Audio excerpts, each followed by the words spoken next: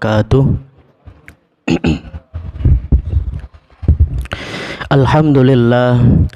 Alhamdulillahilladzi hadana lihada wa ma kunna linahtadiya laula an hadanallah.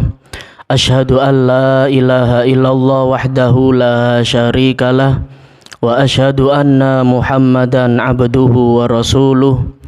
Allahumma salli wa sallim wa barik ala nabiyyina Muhammad wa ala alihi wa ashabihi ajma'in. Qala Allah ta'ala fil Qur'anil Karim, a'udzu billahi minasyaitonir rajim. Bismillahirrahmanirrahim.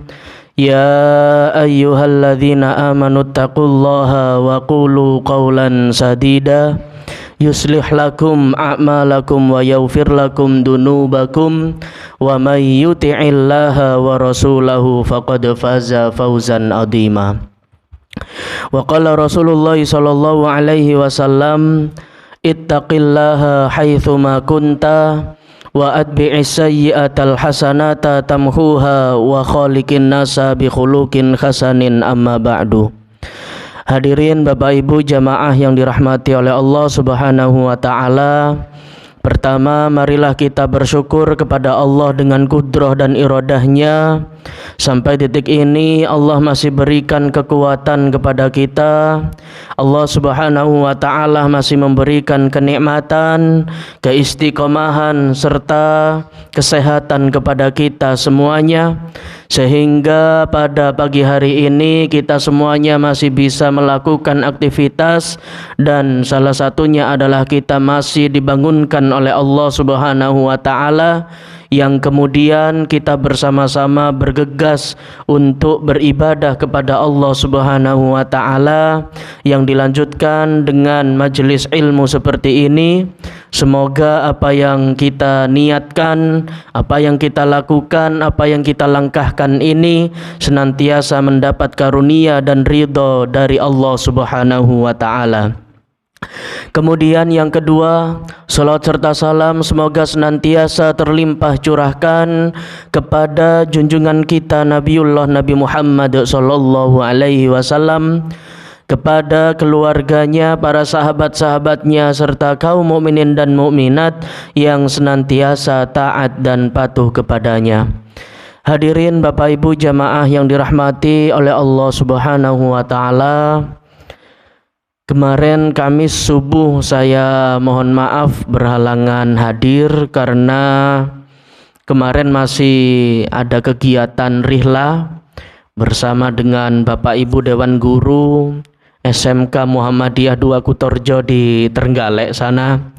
Kemudian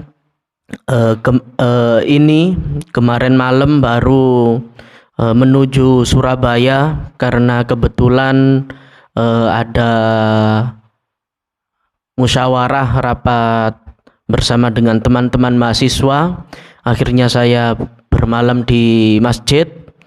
Alhamdulillah pada pagi hari ini kita semuanya masih diberikan kemudahan oleh Allah Subhanahu wa taala, sehingga kita beserta para jamaah bisa meluangkan waktunya untuk menghadiri majelis ilmu seperti ini dalam rangka menguatkan keimanan kepada Allah Subhanahu wa taala, bermuhasabah kepada Allah Subhanahu wa taala.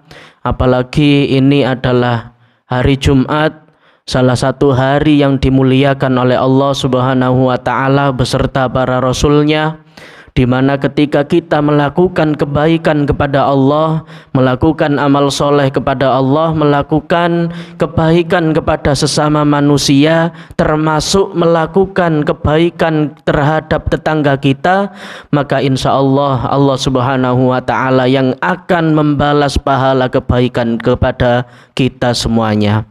Begitupun juga sebaliknya, siapapun hari ini yang masih melakukan kemaksiatan kepada Allah, yang hari ini masih melakukan kezaliman kepada Allah, kesalahan kepada Allah Subhanahu wa taala tanpa disadari, tanpa melakukan istighfar dan bertaubat kepada Allah Subhanahu wa taala, maka Allah Subhanahu wa taala juga akan membalas kejahatan-kejahatan kita semuanya. Maka di hari Jumat yang mulia ini, setidaknya Di pagi hari yang mulia ini kita masih diberikan kenikmatan oleh Allah Subhanahu wa taala. Salah satunya adalah dengan cara kita masih dikuatkan keimanan kita kepada Allah untuk menghadiri meramaikan masjid-masjid Allah Subhanahu wa taala. Hadirin Bapak Ibu jamaah yang dirahmati oleh Allah Subhanahu wa taala, di Kamis pagi kemarin kita sudah membahas bahwa kejahatan apapun yang kita lakukan terhadap tetangga kita itu layaknya Allah Subhanahu wa taala akan balas secara langsung. Artinya apa? Nabi Muhammad SAW itu menggambarkan ketika kita ini senantiasa melakukan ibadah kepada Allah Subhanahu wa taala, namun mohon maaf dalam hatinya masih ada rasa sombong terhadap tetangganya, masih ada rasa benci terhadap tetangganya, maka kata Nabi Muhammad SAW bagaikan dosa ketika kita berbuat zina ataupun mencuri. Maka hati-hati terhadap kejahatan yang sudah kita lakukan, mumpung masih ada waktu, mumpung masih ada momen terbaik, maka marilah kita gunakan untuk saling ingat mengingatkan, saling bermuhasabah, dan tentunya saling memaafkan terhadap sesama manusia. Karena tetangga ini adalah salah satu orang yang senantiasa mengetahui situasi terhadap rumah, bahkan isi di dalam rumah kita. Tatkala misalkan jenengan keluar ataupun keluar kota ataupun sedang ada kegiatan berhari-hari ya di luar kota sana, maka tetangga inilah yang senantiasa mewaspadai rumah kita, bahkan yang menyapu halaman rumah kita, yang membersihkan depan rumah kita. Ini merupakan hak yang harus kita lakukan bersama. Bagaimana etika, adab, kebaikan terhadap tetangga ini.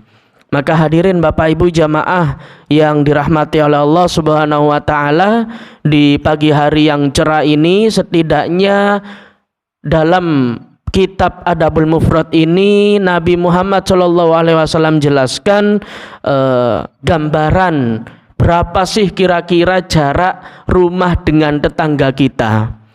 Maka ini sudah disebutkan dalam hadis sahih, a'udzubillahi minasyaitonirrajim, anil Hasani annahu su'ila anil jari.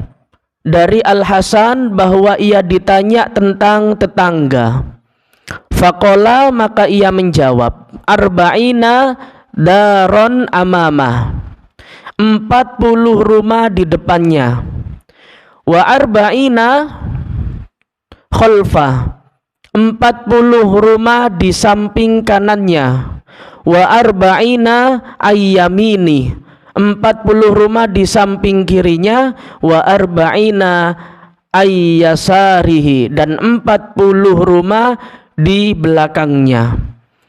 Hadirin Bapak Ibu jamaah yang dirahmati oleh Allah Subhanahu wa taala, terkait dengan jarak gambaran tetangga itu ya, maka kata Nabi Muhammad SAW dijelaskan di dalam kitab Adabul Mufrad ini bahwa tetangga kita ini berjarak dan bersebelahan dengan rumah kita ya, tidak hanya di depan, tidak hanya di belakang, namun di samping-samping rumah kita ini adalah tetangga. Bagaimana kita bisa berbuat baik kepada tetangga kita ya, yang dijelaskan dalam kitab Adabul Mufrad ini adalah 40 rumah ya, dari rumah kita, sebelah kanan kita ataupun sebelah kiri kita. Kalau misalkan depan ini rumah kita masih ada rumah ya, maka itu juga disebut dengan tetangga. Kalau misalkan di belakang rumah kita masih ada rumah, maka itu masih disebut dengan tetangga. Artinya apa? Di dalam Islam ini memuliakan orang-orang terdekat kita, tidak hanya tetangga. Kemarin kita sudah membahas ya bagaimana aturan kebaikan etika terhadap kerabat kita, terhadap orang-orang terdekat kita ya, yang bukan tetangga masian ya, orang-orang terdekat kita, orang-orang yang kita anggap cinta terhadap kita, teman dekat, sahabat, kerabat, saudara dan lain sebagainya. Namun pada kesempatan hari ini kita akan membahas tetangga. Bagaimana kita bisa melihat, menggambar itu semuanya, bahkan memprediksi kalau di sebelah rumah kita ini terdapat hak kebaikan bagi tetangga kita. Nah, inilah hadis yang digambarkan oleh Nabi Muhammad SAW. Apalagi kalau di Surabaya, ya, rumahnya itu berdempetan, Bapak Ibu, nah. Artinya di situ akan banyak kebaikan-kebaikan yang bisa kita lakukan tatkala jenengan semuanya bisa memberikan kebermanfaatan bagi tetangga. Walaupun mohon maaf, kalau misalkan di kota seperti ini ya, saya tiap perjalanan itu biasanya melihat, oh iya ternyata ini di Surabaya, ya, di kota. Artinya rumah sekecil apapun itu masih ada pagernya, ya Bapak Ibu. Bahkan ada CCTV-nya, ya. Tidak masalah. Yang penting dengan hal itu akan membuat aman rumah kita. Apalagi daerah Wonocolo, ya, daerah mahasiswa UIN sering kehilangan sepeda motor, kehilangan laptop, kehilangan dompet dan lain sebagainya. Termasuk di Ketintang ini ya, daerah mahasiswa ya, banyak kos di sini. Maka ketika kita ketika kita menaruh suatu barang, kita harus hati-hati ya. Apalagi kita keluar kota 3 hari, 4 hari, 7 hari sekalipun. Nah, ini juga harus hati-hati ya. Walaupun sudah ada tetangga yang mengamankan atau mata-matai rumah kita ini, ya kita harus juga hati-hati. Tidak sepenuhnya tugas ketika jenengan keluar itu diserahkan terhadap tetangga kita. Ya, minimal titip kunci ya.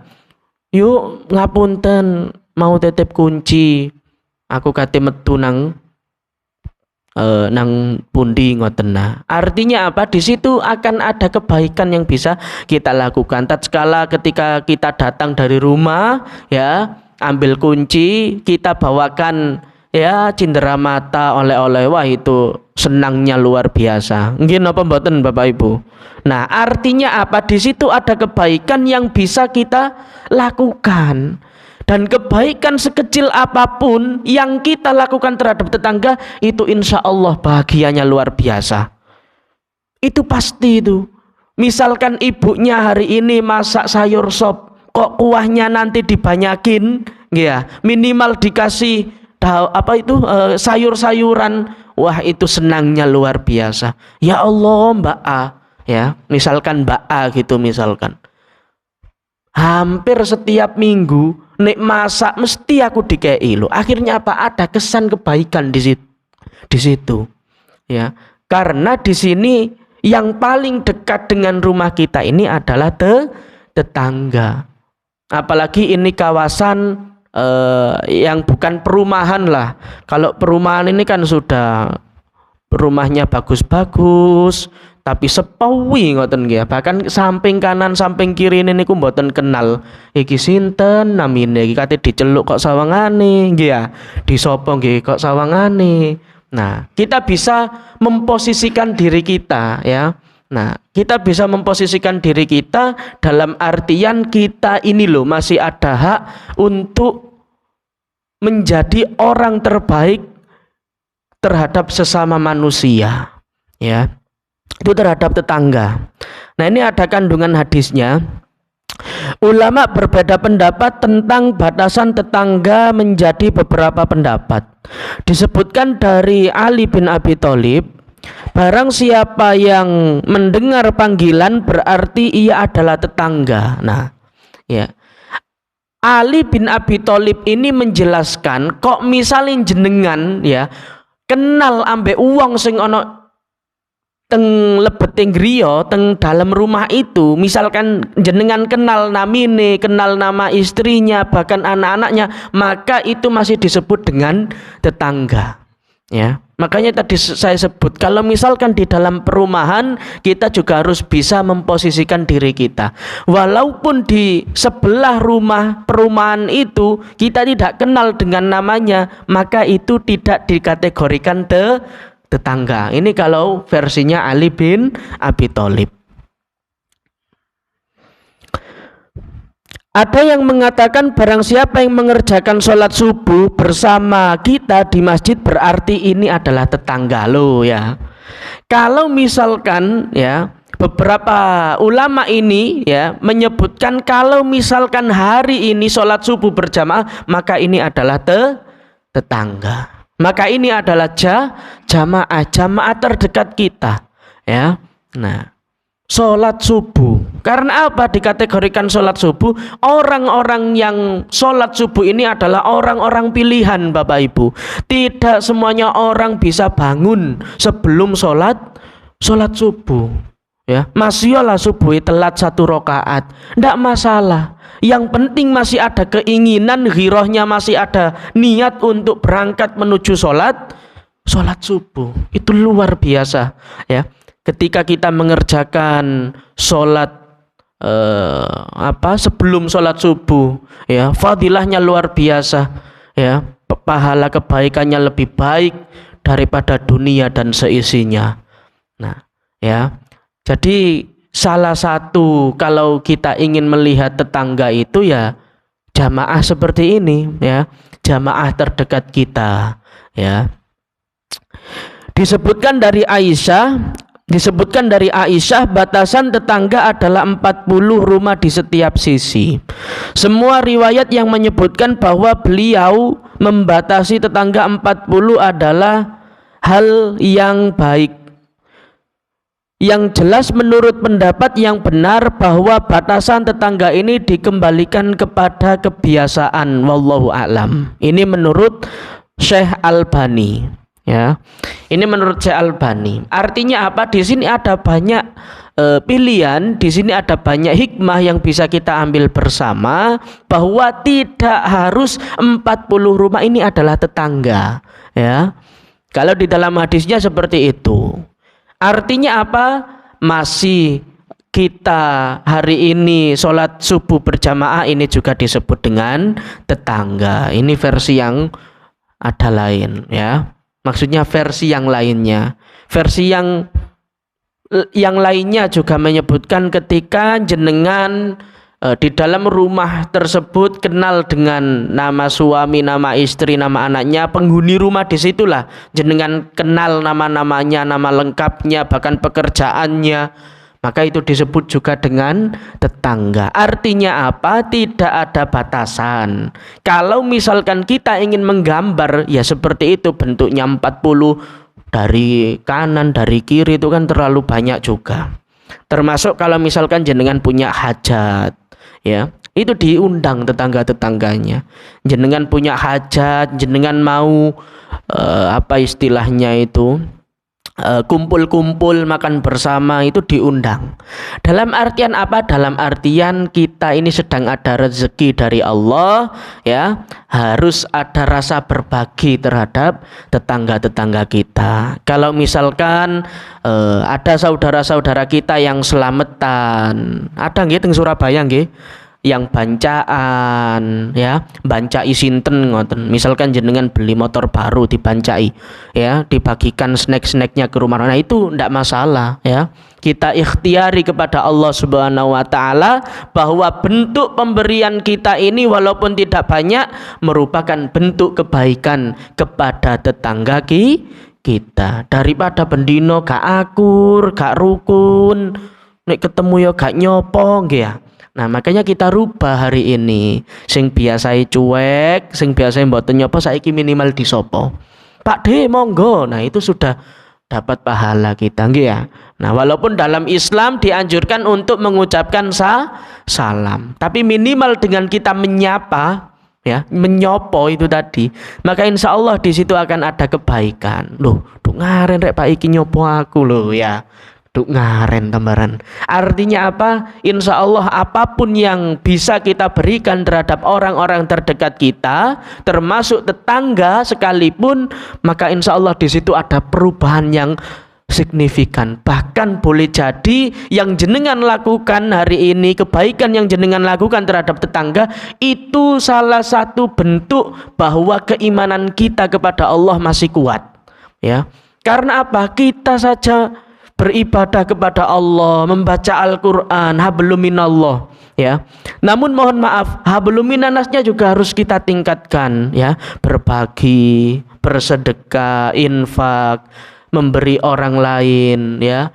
Kalau misalkan ada tetangga yang membutuhkan, kita bantu ya. Maka insya Allah di situ ada kebaikan yang bisa kita lakukan. Nah, ini ada hadis yang berikutnya ya, yang mencakup juga satu tema. A'udzubillahi minasyaitonirrajim. Haddatsana Al-Qamatu Bajalati bani Zaidin qala. Al-Qamah bin Bajalah bin Zaid mengabarkan kepada kami, qala, ia berkata, sami'tu Aba Hurairah radhiyallahu anhu qala, dari Abu Hurairah radhiyallahu anhu mengatakan, wala yabda'u bijarihil aqsa, janganlah memulai dengan tetangga yang paling jauh, qabla adna, sebelum tetangga itu yang paling dekat. Walakin, akan tetapi, yabda'u bil adna, mulailah dengan yang terdekat, qabla aqsa, sebelum yang terjauh ya. Kandungan hadisnya, semakin dekat seorang tetangga maka semakin bertambah pula haknya. Hadis ini juga menjelaskan kepada kita ya, jangan memulai dengan tetangga yang paling jauh. Artinya apa? Kita prioritaskan dulu tetangga-tetangga yang paling dekat kepada kita. Masyolah tetangga yang paling dekat itu kok misalnya wonge rodok sangar, gak tahu nyopo, ya. Nah itu ndak apa-apa, ya. Itu ndak apa-apa, kita beri aja, kita berbuat baik saja lah, insya Allah di situ akan ada kebaikan. Artinya apa? Ojo sampai milih-milih.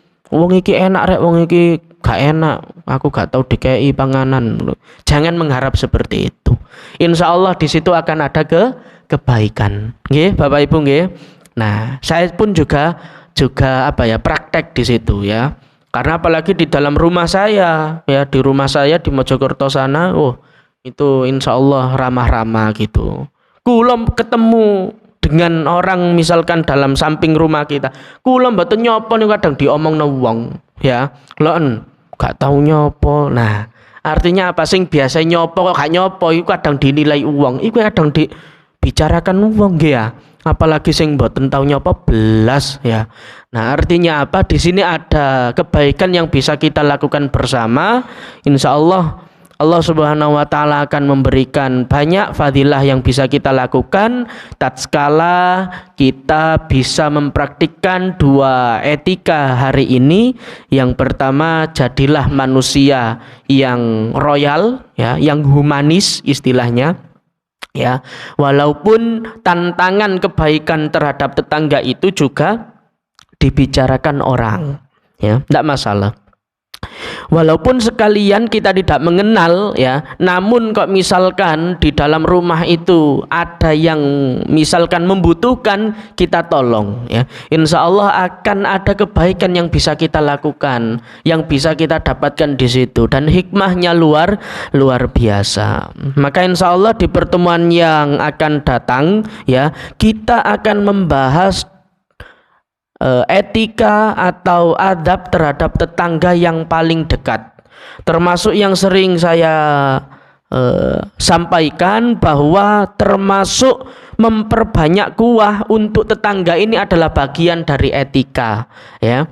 Memperbanyak kuah atau memasak yang agak banyak itu termasuk bagian dari etika yang di situ ada kewajiban untuk memberikan tetangga kita. Maksud gak sampai 40 lah kebanyakan ya. Nah, dua, samping kirinya dua, belakangnya dua, depannya dua. Insya Allah cukup nggih ya. Nah nek 40 masa pirang panci iki ya. Nah, itulah Bapak Ibu yang jenengan bisa ambil hikmahnya dalam kitab Adabul Mufrad ini. Apalagi kita ini sudah pastilah kalau kita membangun rumah pasti di samping kanannya, di depan belakangnya pasti ada rumah-rumah yang bersebelahan. Artinya di situ ada hak yang bisa kita lakukan. Tatkala jenengan melakukan kebaikan itu, maka jangan mengharap, maka insya Allah Allah Subhanahu wa Ta'ala akan membalas kebaikan kepada kita semuanya. Gitu nggih Bapak Ibu nggih. Demikian yang dapat saya sampaikan. Mohon maaf apabila ada kekhilafan, kesalahan dalam menyampaikan materi ini. Kurang dan lebihnya mohon maaf. Hadanallahu wa iyyakum ajma'in. Assalamualaikum warahmatullahi wabarakatuh.